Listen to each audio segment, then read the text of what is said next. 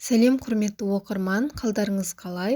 Бүгін сіздерменен В12, яғни цианокобаламин витамині туралы айтатын боламыз. Сондай-ақ менің каналыма жазылуды ұмытпаңыздар.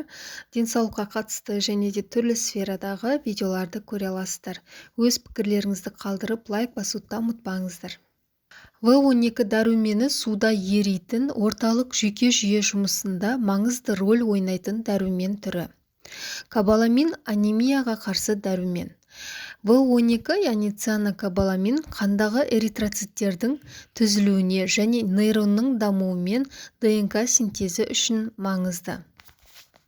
В12 дәрумені сондай-ақ әйел денсаулығы үшін айлық етеккірдің қалыпты келуіне, бала көтеру, жүктілікті сақтауға, ұрықтың миының қалыптасуына, тері, шаш саулығы үшін және де дене салмағын қалыпты ұстауға көмектеседі.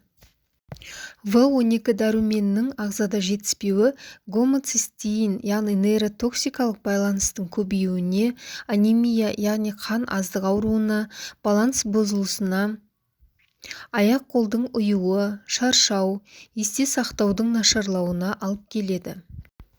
В12 дәрумені теңіз өнімдерінде, балықтарда, форель, тунец, лосось, сүт өнімдерінде, йогурт, ірімшік және жұмыртқада кездеседі.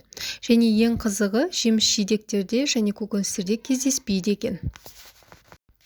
Қолданылуы тек қана дәрігердің нұсқауы бойынша ғана қолдану қажет.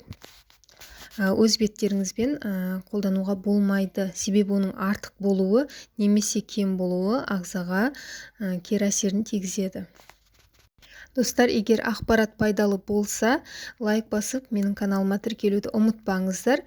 Келесі менің пайдалы видеомда кездескенше, достар. Сау болыңыздар.